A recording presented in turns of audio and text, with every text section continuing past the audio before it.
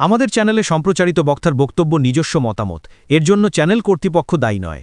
এই চ্যানেলে প্রকাশিত প্রতিটি অনুষ্ঠান কোনোভাবে ক্ষতিকারক বা অবৈধ কার্যকলাপ প্রচার করে না। এখানে সম্প্রচারিত প্রত্যেকটি অনুষ্ঠান শিক্ষামূলক উদ্দেশ্য নিয়েই তৈরি।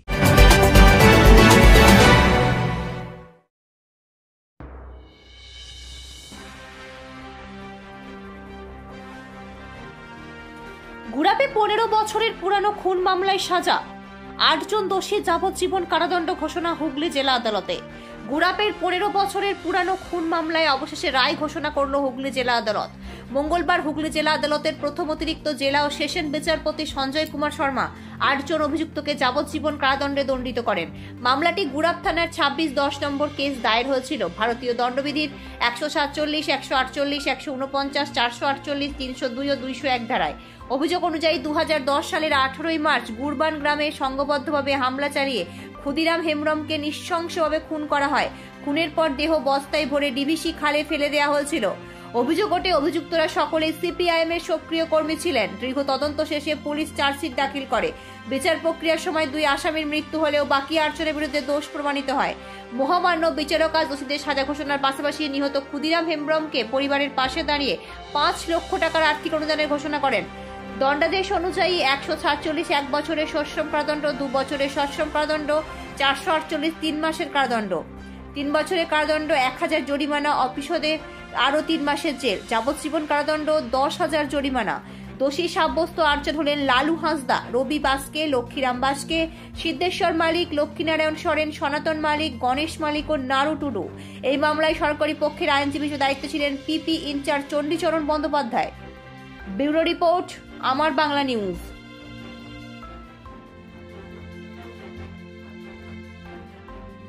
বাড়িতেই ঘটেছিল, তারপরে আপনাদের হাতে ন্যাকড়া দিয়েছিল রক্ত পরিষ্কার করতে, কি বলবেন? হ্যাঁ, আমাদেরকে সব মোছা করিয়েছে রক্ত। হ্যাঁ, পুকুরের জলে ফেলা করিয়েছে। আমাদের হচ্ছে গলার কাছে টাঙে ছুরি ধরে বলেছে, যদি এই কথা বলে দিস কাউকে, আমরা তোদেরকে সবাইকে মেরে দেবো। সেই দিনটার কথা মনে পড়ছে এখন? হ্যাঁ, মনে পড়ছে।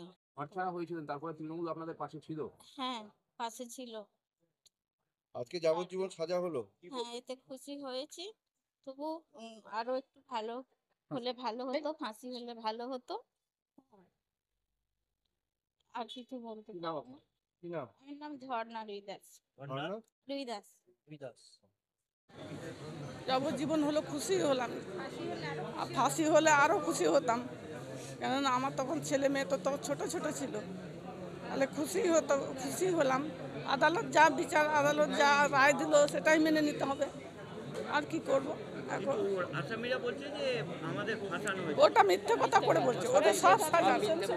ওরাই হচ্ছে মূল লোকের আসামি, ওরাই হচ্ছে ঝগড়াটের মূল হচ্ছে।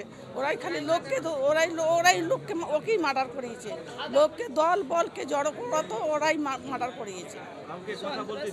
না, কাউকে বলতে না। প্রথমত বলি যে আমরা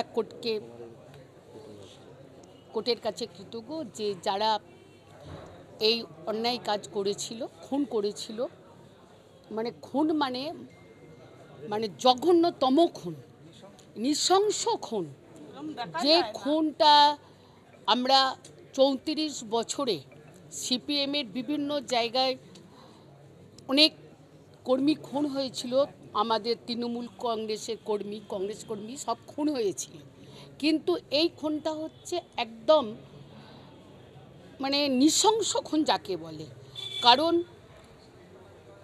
ক্ষুদিরাম হেমব্রম 2010 18ই মার্চ তার বন্ধু স্বপন তপন তাদের বাড়িতে, তারাও আজকে এখানে আছে, তাদের বাড়িতে গল্প করতো, আড্ডা দিত, এবং তাদের বাড়িতে তার স্বপন তপনের বউ ছিল, এবং তাদের তখন 3-4টে কচিকাঁচা বাচ্চা ছিল আর কি। এবং তাদের বৃদ্ধ মা, সেই বৃদ্ধ মা থাকার সত্ত্বেও ঘরের বাড়িতে ঢুকে তাদের হাত পা কেটে নৃশংসভাবে বস্তাবন্দি করে, বিজলির জলা আছে, সেই জলা 4-5 কিলোমিটার, তারপরে একটা খাল আছে, টানতে টানতে নিয়ে গিয়ে সেই খালে ফেলে। যে নৃশংস খুন, যে হাত পা কাটা, যে রক্ত পড়েছিল, সেই রক্ত আজকে এখানে দু ভাই আছে, ভাইয়ের বউ আছে, মানে তার বন্ধুর দু বন্ধু এবং দু ভাই, সেই দুটো ভাইকে দিয়ে যেখানে রক্ত পড়েছিল সেই রক্ত কোদাল দিয়ে চাঁচিয়েছিল, মাটির বাড়ি কোদাল দিয়ে চাঁচিয়েছিল এবং দু বউকে দিয়ে সেই নাতা দিয়েছিল যাতে প্রমাণ লোপাট হয়ে যায়, সেই জন্য নাতা দিয়েছিল। এবং তাদেরকে খুন করব, মানে এরপর কেউ যদি মুখ খোলে তারপর তাদের কেউ রেহাই পাবে না। তারপরে তাদেরকে সেই রাতারাতি মানে অন্য জায়গায় সরিয়ে দিয়েছিল। এরা তো থাকতে পারেনি, এদের চোখের সামনে হয়েছে। ফোনের মাধ্যম দিয়ে যখন আমরা জানতে পারি তারা কোথায় আছে, তারপরে তাদেরকে নিয়ে আসার পর তারা টোটাল ঘটনাটা বলে এবং তারপর আমরা সমস্ত যারা সাক্ষী, মানে ওই বাড়ির সমস্ত যারা মেম্বার, সেই মেম্বারদের আমরা গোপীনাথপুর 1 নম্বর অঞ্চলে কোটালপুরে তাদের আমরা আশ্রয় দিয়েছিলাম।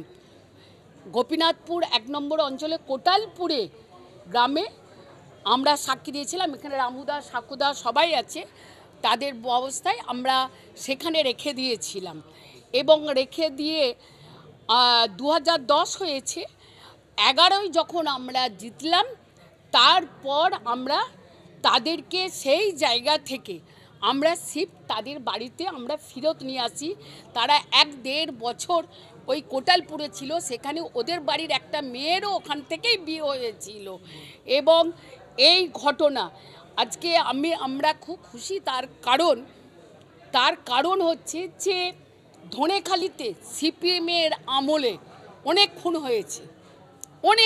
হয়েছে, সেই খুনের আমরা কারোর পানিশ আদালত দিতে পারেনি। তার কারণ হচ্ছে যে সাহেব আলীর নাম শুনেছেন, ঘড়ি মিস্ত্রির নাম শুনেছেন, সব। তার কারণ হচ্ছে যে আরও আছে, এরকম আরও খুন হয়েছে যারা আছে, আমরা কারোর শাস্তি দিতে পারিনি। তার কারণ হচ্ছে সিপিএমের আমলে বিচারের বাণী নীরবে কেঁদেছিল।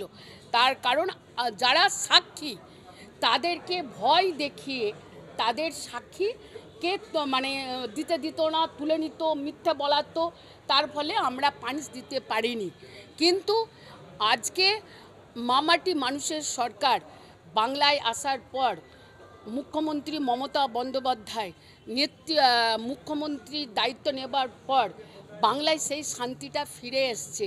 তাই আমরা আজকে ক্ষুদিরাম হেমব্রমের যারা দোষী তারা তাদের যাবজ্জীবন 10 জন ছিল, 10 জনের মধ্যে দুজন মারা গেছে, 8 জনের তাদের যাবজ্জীবন হয়েছে। আমরা আদালতের কাছে কৃতজ্ঞতা জানাই যারা এই পানিশটা করেছে। আসামিরা বলছে যে একেবারে আমরা সিপিএম করি বলে তৃণমূল আমাদের ফাঁসিয়েছে, এটা কি প্রথম হচ্ছে ডাক্তার সাক্ষী, বাড়ির লোক সবাই সাক্ষী দিয়েছে। উল্টে যে তার জুতো জামা তার বাড়ি থেকে উদ্ধার হয়েছে, তারপর তার বডি একটা খাল থেকে উদ্ধার হয়েছিল। এখানে অনেক সাংবাদিক আছে, সেদিনকে মনে হয় গিয়েছিল, অনেক সাংবাদিক আছে যেদিনকে বডিটা উদ্ধার হয় তারাও গিয়েছিল। তারাও জানে গুড়াপ থানাতে, তারাও জানে যে কি নৃশংস খুন সিপিএম করেছিল, সিপিএমের হারমাত বাহিনীরা করেছিল, সেটা নিশ্চয়ই তারাও চাক্ষুষ দেখেছে। দোষী সাব্যস্ত করে 302 এবং 149 ধারা অনুযায়ী ইন্ডিয়ান পেনাল কোডে এবং প্রত্যেক আসামিকে যাবজ্জীবন কারাদণ্ডে দণ্ডিত করেছে এবং প্রত্যেককে 10,000 টাকা করে ফাইন দিয়েছে। মহামান্য আদালত আরও রায় দিয়েছে যেই মামলা যে ক্ষুদিরাম নিহত হয়েছে তার বিধবা স্ত্রীকে 5 লক্ষ টাকা কম্পেনসেশন অর্থাৎ ক্ষতিপূরণ হিসাবে ডিস্ট্রিক্ট লিগ্যাল সার্ভিসেস অথরিটিকে নির্দেশ দিয়েছে। আমরা আশা করি যে এই নির্দেশটা পালন করবে ডিস্ট্রিক্ট লিগ্যাল সার্ভিস অথরিটি এবং ভিকটিমের ওয়াইফ সেই টাকাতে নিজে বাকি জীবনটা কিছুটা হলে সচ্ছলভাবে চালাতে পারবে, কারণ তার একমাত্র রোজগার স্বামী ছিল, সে স্বামীকে হারিয়ে আজকে দিশাহারা। আজকে আদালতে ক্ষুদিরামের স্ত্রী, ক্ষুদিরামের ছেলে, ক্ষুদিরামের মেয়ে, ক্ষুদিরামের বোন সকলেই উপস্থিত ছিল রায় শোনবার জন্যে। তারা মোটামুটি সন্তুষ্ট হয়েছে। তারা অবশ্য চেয়েছিলেন যে এই কেসে ফাঁসির হুকুম হোক, যে কোনো কারণে জজ সাহেব, মাননীয় জজ মনে করেছেন এটা ফাঁসির আদেশ দেওয়া যেতে পারে না, কারণ এটা যাবজ্জীবন কারাদণ্ডের আদেশ দেওয়া হয়েছে। যাবজ্জীবন মানে কি sir? Till to death? Till death, আইনের ইন্টারপ্রিটেশন হচ্ছে টিল ডেথ যাবজ্জীবন। হ্যাঁ, আইও কে গেছিল? Ayo Lokeshwar since your first Ayo, he played a major role in the investigation. Thereafter, Malay Bose, SI Malay Bose was entrusted further investigation, and he has submitted charge sheet against the accused persons. We have examined 12 witnesses to prove our case beyond all reasonable doubt, including the autopsy surgeon and the Ayo. All the witnesses, 4 eyewitnesses have played vital role in this offence, and they categorically stated before the learned court that in what manner and in what fashion this brutal murder was committed by the accused persons. Sir আপনার নামটা?